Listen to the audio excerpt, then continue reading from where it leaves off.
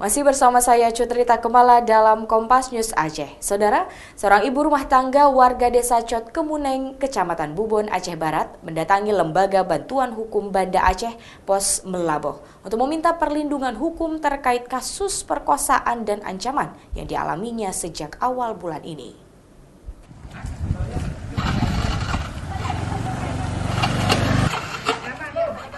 Seorang ibu rumah tangga yang berasal dari daerah pedalaman Kabupaten Aceh Barat mengaku telah diperkosa berulang kali oleh kepala dusun setempat.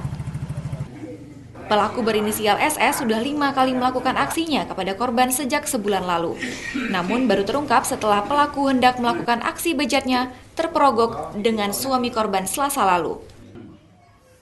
Perkosaan yang dialami oleh ibu ini berulang kali terjadi karena pelaku yang merupakan kepala dusun di desanya itu mengancam akan disantet jika diberitahukan kepada suaminya atau orang lain. Sehingga rasa takut dengan ancaman pelaku, korban pun merahasiakan perkosaan yang dialaminya itu. Kasus perkosaan dengan ancaman yang dialami korban terungkap setelah suami korban memukul kadus karena tak dapat menerima perlakuan bejat yang dialami oleh istrinya selama ini. Pelaku dihajar suami hingga babak belur.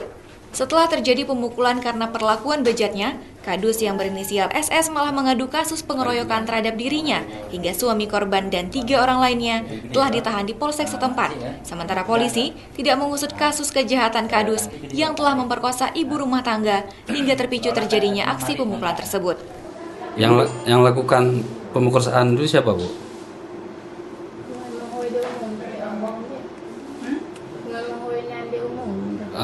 Siapa? Sebutkan aja, Bu. Dia sebagai apa?